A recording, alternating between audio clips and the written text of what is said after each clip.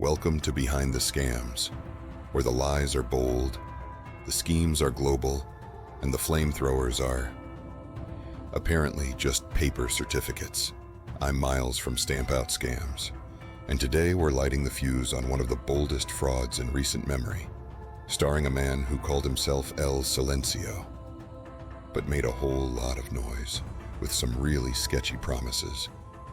If you've ever thought, who would buy a gold-plated foldable phone from a company named after a drug lord? You're about to find out. Thanks, Miles, for another brilliant introduction. You truly are amazing. I wish we could bottle that voice and sell it online. As always, thanks for the kind words. If I could bottle and sell my deep voice, I'd probably be the richest person in the world. Imagine the market for this instant charisma and charm. All it takes is one shot, just like tequila. Okay, Miles, don't get too full of yourself. I was just giving you a quick compliment. I'm sorry, Nick, but I never miss a chance to speak my mind. Why wouldn't I, with a voice like mine? Oh, another good one, Miles. Well, enough fun for today. On to our show. Hello and welcome back to another eye-opening episode of Behind the Scams. I'm your host, Nick, and as always, I'm joined by my wife and investigative co-host, Sue. Hi everyone, really excited about today's episode. Nick's been talking about this one all week. It's a pretty wild case. Wild is putting it mildly, Sue. Today we're digging into a bizarre, brazen scam involving a company called Escobar Inc. and its CEO, Olaf Gustafsson, who also called himself Sir Olaf Gustafsson, and here's my personal favorite, El Silencio. El Silencio. Okay, now that's pretty ironic for someone running such a noisy scheme. I couldn't agree more. Gustafsson certainly wasn't silent about his claims, but when it came to delivering on those promises, well, that's another story altogether. Today, we're exploring this complex fraud that recently led to Gustafsson's indictment by a federal grand jury in California. Wow, California seems to be ground zero for a lot of these large-scale frauds, right, Nick? So let's set the stage here. Who exactly is Olaf Gustafsson, and what was this Escobar Inc. all about? Great question, Sue. Olaf Gustafsson was the CEO of Escobar Inc., a company registered in Puerto Rico. Escobar Inc. claimed something quite unusual, that it held exclusive rights to the persona and legacy of none other than Pablo Escobar. Wait, Pablo Escobar, the infamous Colombian drug lord. Exactly. Pablo Escobar, head of the Medellin cartel, notorious drug trafficker, and once among the wealthiest criminals in history. Gustafsson and Escobar Inc. capitalized heavily on this legacy to promote and market various consumer products. That's crazy. So they actually use Pablo Escobar's notoriety to lure customers? If my drug lord trivia is accurate, isn't Pablo Escobar long gone? Your drug lord trivia is right on the money, Sue. Pablo Escobar, the infamous Colombian drug lord, died on December 2nd, 1993. He was killed in a rooftop shootout with Colombian National Police in Colombia, after being tracked down following a 16-month manhunt. But that didn't stop Gustafsson. He wisely tapped into the mystique and notoriety of Escobar, marketing products that ranged from flamethrowers to high-end smartphones, all seemingly inspired by or directly competing with popular existing products. Flamethrowers and smartphones? This already sounds absurdly sketchy.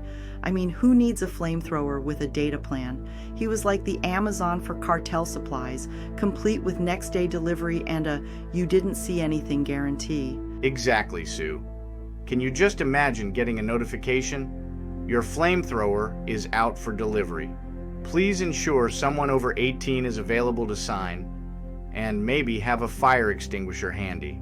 I know, it's like he was running a one-stop shop for all your questionable needs, with a loyalty program that rewards you with free shipping on your next order of night vision goggles and untraceable burner phones.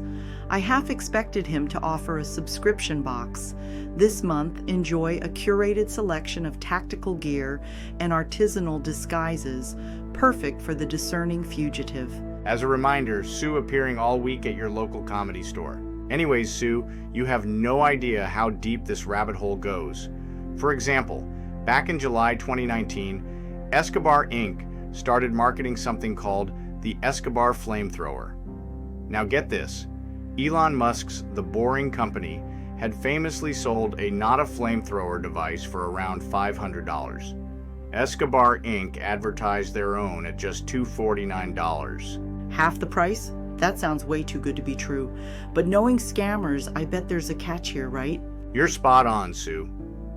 Customers eagerly paid their $249, expecting this impressive flamethrower. But did they ever receive it? Of course not.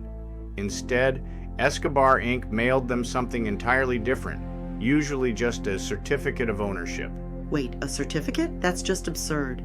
So people were essentially paying hundreds of dollars for a piece of paper? Exactly. And this wasn't a one-time thing. This became their standard practice across various products. They would claim to have sent the item, using the mailing of certificates as proof of delivery, cleverly preventing many customers from successfully disputing the charges. Wow, that's just ruthless. And was Gustafsson directly involved in all this? According to the indictment, he wasn't just involved, he orchestrated it. Gustafsson was the driving force behind identifying popular products in the marketplace, then falsely marketing similar items at dramatically lower prices, leveraging Escobar's infamous brand to make these scams appear legitimate. This sounds so elaborate. So how long did this scam run? The scam reportedly ran from around July 2019 until at least November 2023, affecting customers all over the United States, including multiple victims in California. It was extensive and very well planned. I'm curious, Nick, did Escobar Inc. actually deliver any real products at all, or was it all completely fake? Occasionally, they sent out disguised versions of existing products to high-profile tech reviewers or social media influencers, hoping to attract even more customers through positive reviews. For example, they'd wrap a Samsung Galaxy Fold phone in gold foil and label it as their Escobar Fold 2 phone. Oh wow, that's really sneaky. So reviewers genuinely thought these were legitimate products? I can just imagine the reviews. 5 stars. This garden hose is perfect for watering my plants. And by plants, I mean my secret lair's escape route. Or, this smartphone has excellent reception, even in underground bunkers. Plus, the Flamethrower app is a real game changer for backyard barbecues. It's like they were running a masterclass in deception, complete with a customer service hotline. I know, can you imagine?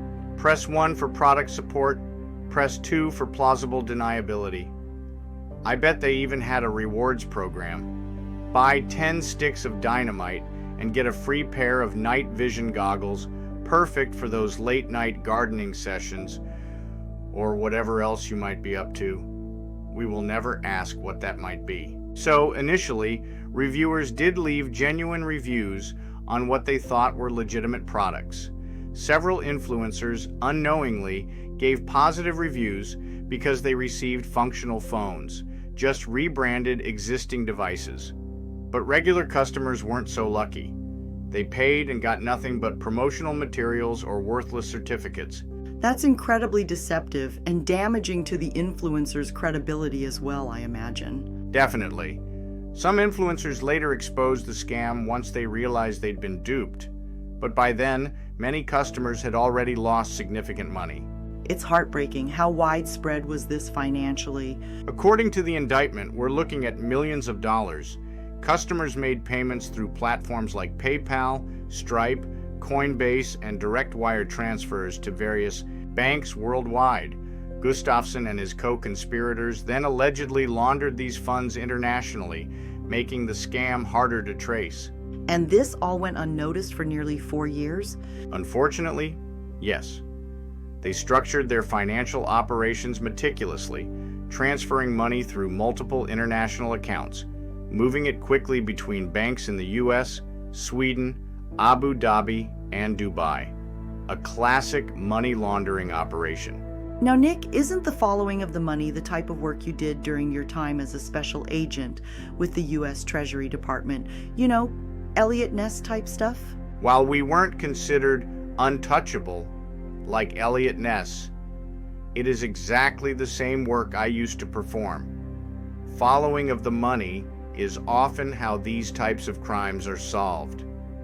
Although, I don't think Elliot Ness and his boys were following too much cryptocurrency back then. Probably not, Nick, but can you give us a simple explanation of what money laundering is?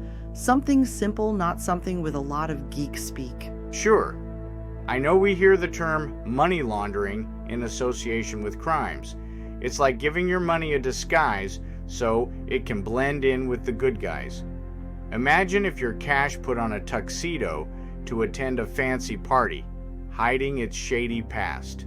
Essentially, it's a way to make illegal money look like it came from a legal source. Interesting. What are some of the ways crooks accomplish this? Some of the ways crooks will launder money include using shell companies to hide the true source of funds, funneling money through complex layers of financial transactions to obscure its origin, and investing in legitimate businesses to mix illicit funds with legal revenue. These methods help disguise the illegal nature of the money, making it difficult for authorities to trace. Additionally, international transfers and offshore accounts are often used to further complicate the money trail. Wow, Nick, this is all pretty complex as well as overwhelming. Before we dive into more examples, can you tell us quickly what charges is Gustafsson facing now? He faces multiple serious federal charges, including conspiracy to commit wire fraud and mail fraud, actual wire and mail fraud, conspiracy to engage in money laundering, and numerous individual counts of money laundering. This could result in decades of prison time if he's convicted. It seems like justice might finally catch up with him, but there's still a lot more to unpack here, right? Absolutely, Sue. We will definitely need to dig deeper into some specific cases, including exactly how victims were tricked into buying products like the Escobar fold phones and the mysterious Escobar Cash, which was billed as the world's first physical cryptocurrency, believe it or not. Oh no, really? That sounds like another unbelievable layer to this scam. It certainly is. It is one of the more bizarre schemes and scams I have ever seen or experienced. Can't wait to hear more. This case is definitely not your basic scam. It's like the classic buy a bridge con, but with extra sprinkles of deception. I know. I hate to say it, but picture a scam so obvious, it might as well wear a neon sign saying, "I'm a scam." It's the kind of scheme that makes you wonder if these guys took a course in Scamming 101 and barely passed. But you know what, Sue? Whatever harebrained scam these guys concocted, they were making lots and lots of money with it. That's the incredibly crazy thing about all this. Sadly, that's true. So, Nick, let's dive deeper into specific examples of how Escobar Inc. pulled off this elaborate scam, starting with those infamous Escobar fold phones. Honestly, Nick, how did people fall for this? You know, it all comes down to clever marketing and deceptive practices. So let's talk about the Escobar fold phone. This product launched around December 2019. The scammer advertised it as a high-quality foldable phone. A real phone like this was typically priced around $2,000 at that time.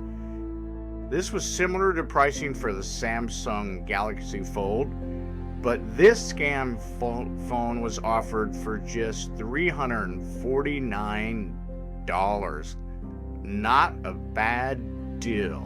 Wow, that's insanely cheap for a foldable phone. Didn't that set off alarm bells? You'd think so, right? But they had a clever tactic to build credibility. Gustafsson sent actual Samsung Galaxy Fold phones wrapped in gold foil, disguised as Escobar fold phones, to prominent YouTube tech reviewers.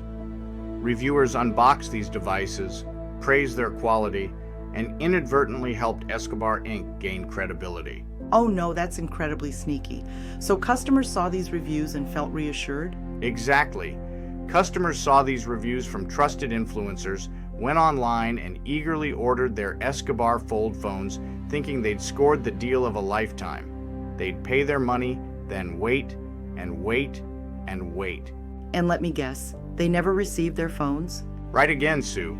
Instead, customers received a certificate of ownership or maybe some promotional materials.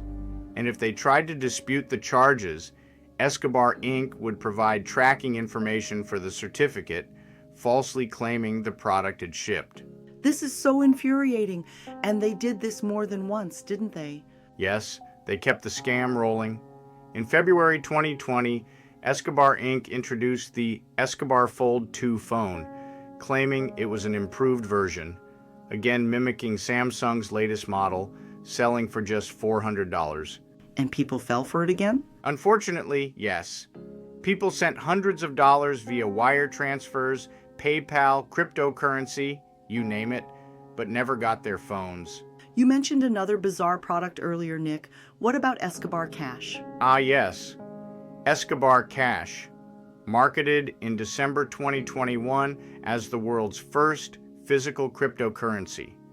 They advertised it in different denominations at an extremely low conversion rate. Physical cryptocurrency. What does that even mean? Exactly, Sue. It's complete nonsense. Yet people bought into the novelty, paying real money for something that simply didn't exist. Again, nothing was ever delivered. It's astonishing and frankly sad how many victims there were. Do we know how much money they actually stole through these scams? The indictment mentions numerous transactions amounting to millions of dollars. For instance, in just one case, they took a $275,000 wire transfer. These were not small transactions. That's absolutely mind-blowing. Did any specific victims come forward? Yes. The indictment details several overt acts involving specific victims. For example, victim JM from Las Vegas sent a wire transfer of $399 for an Escobar Fold 2 phone and never received it. Another victim, EP from California, sent $499 for an Escobar Gold 11 Pro phone, a supposed 24-karat gold-plated refurbished iPhone, and again, nothing delivered. Wow, refurbished iPhones dipped in gold? They really didn't hold back, did they? Not at all, Sue. And each time a customer would complain, Gustafsson's team had the perfect scam in place to prevent refunds, those mailing receipts for worthless certificates or promotional materials. It's just so frustrating that they exploited trust and technology reviewers. Did any of the reviewers eventually realize they'd been duped? Yes. Several reviewers realized something was off when their audiences began flooding comments with complaints. Influencers then exposed Escobar Inc., posting follow-up videos warning their viewers. But unfortunately, by then, countless victims had already lost their money. What an absolute mess. And Gustafsson himself, did he openly respond to any of this? He was brazen and dismissive, often publicly mocking critics and taunting authorities, thinking he'd never be held accountable. Well, it looks like he was wrong about that.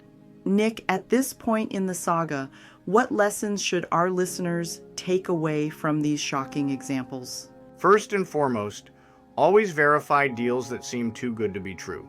Second, don't rely solely on influencer endorsements. Always check multiple sources. Lastly, if a company uses a notorious dead drug cartel leader as their main business model, don't shop there. Try Amazon or eBay instead. Good advice, Nick. So far, we've covered how Olaf Gustafsson orchestrated this elaborate scam, tricking countless victims out of millions.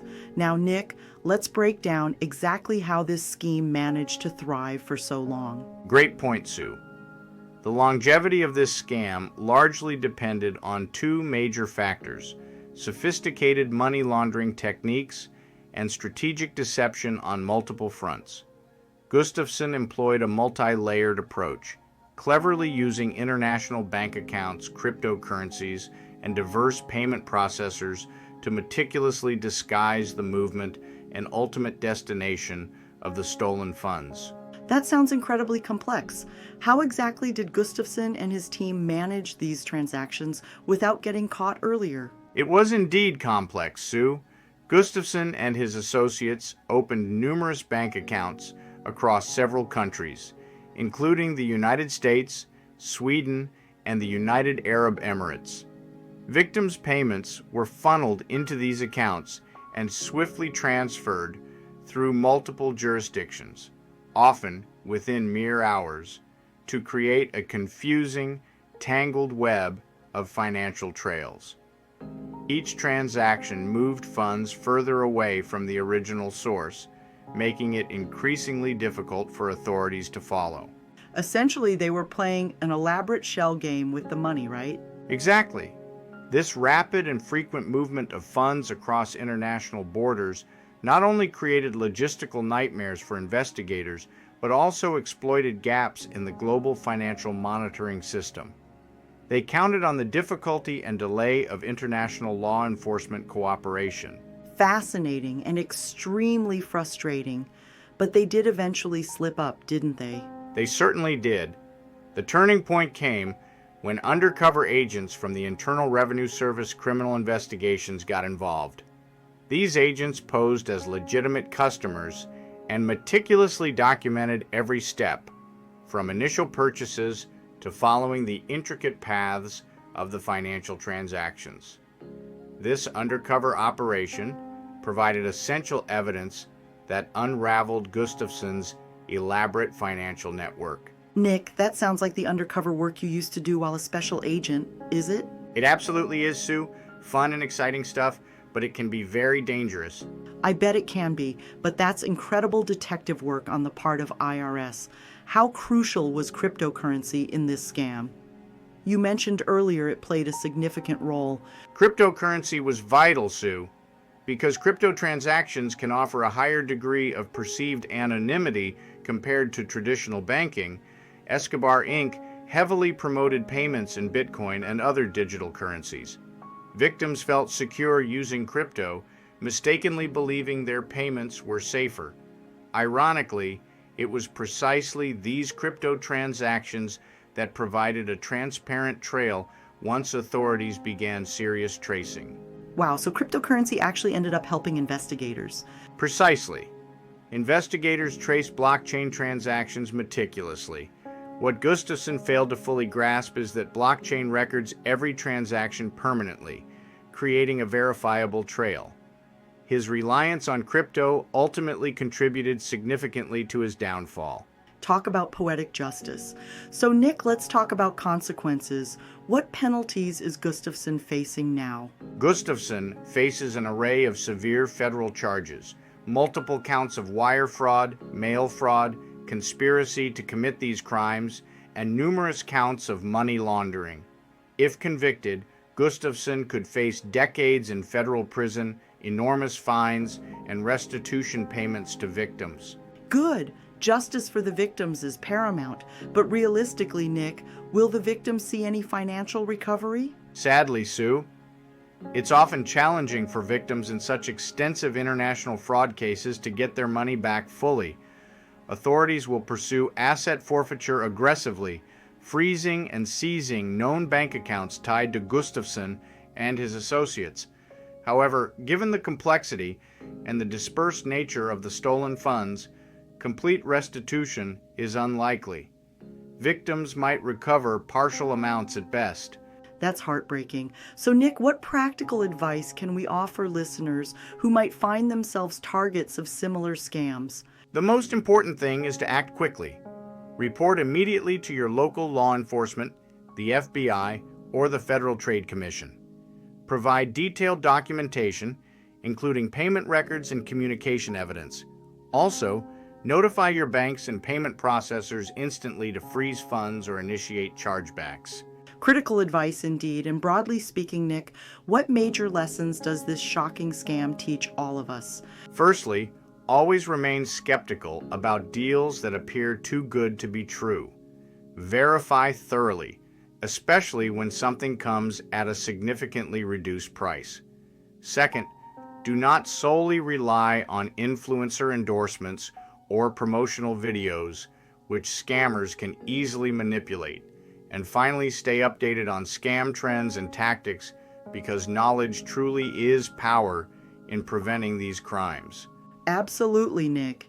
Any final reflections on Gustafsson and the lasting impacts of the Escobar Inc. scam? Gustafsson's arrogance and his belief in being untouchable proved his greatest weakness. This case highlights law enforcement's resilience and adaptability in tackling increasingly sophisticated financial crimes. As scams evolve, so do the methods of investigation and prosecutions. It is a fast-changing environment, that's for sure. It's fascinating how even the most cunning criminals can trip over their own hubris. It's like watching a villain in a movie who thinks they're invincible, only to be outsmarted by the hero. This case is a reminder that no matter how clever the scheme, there's always a way to unravel it with determination and teamwork. Special agents specializing in financial crimes played a pivotal role in breaking this case wide open. Their meticulous work in tracing complex money trails and uncovering hidden assets was instrumental in dismantling the scam. These agents used advanced forensic accounting techniques and international cooperation to piece together the intricate web of transactions. Their dedication and expertise deserve recognition and commendation for bringing justice to the victims. Well said, Nick. It certainly helps you understand how important their work is, especially for you, since you did the very same type of work for 25 years. It's hard work, but certainly rewarding. Before we wrap up, Sue, let's touch on the broader implications of this scam. What does it say about the current state of online consumer protection? That's a great point, Nick. This scam highlights significant gaps in consumer protection, especially in the digital marketplace. It underscores the need for stronger regulations and more robust mechanisms to quickly identify and shut down fraudulent operations. Absolutely. And it also emphasizes the importance of consumer education. People need to be aware of the tactics scammers use and how to protect themselves. Right.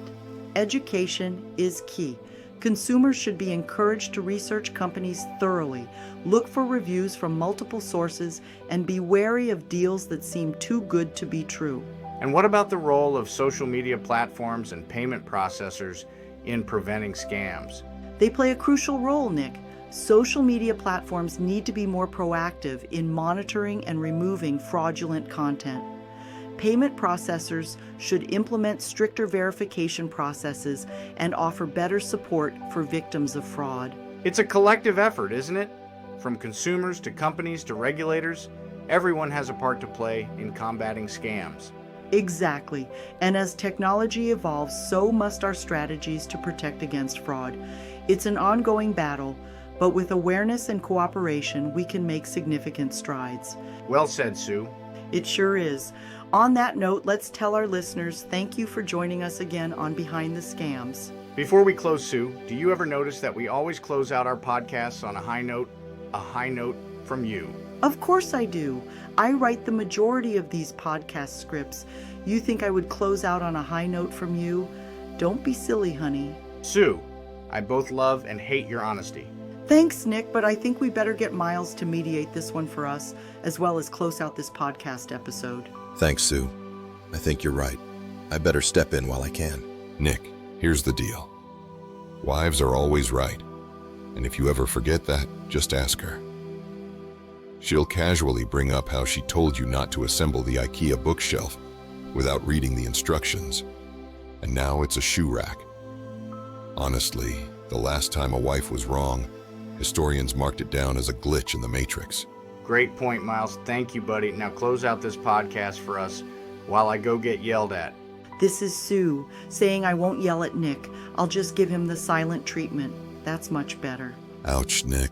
My man. Enjoy your night. Great show, by the way. Thanks for tuning in to another episode of Behind the Scams. Remember, folks, always keep your wits about you. and your wallet's close. If a deal seems too good to be true, it probably is. Stay informed, stay safe, and join us next time for more eye-opening stories. Until then, keep questioning everything and trust your instincts. This is Miles saying bye for now. And see you on the next podcast episode of Behind the Scams.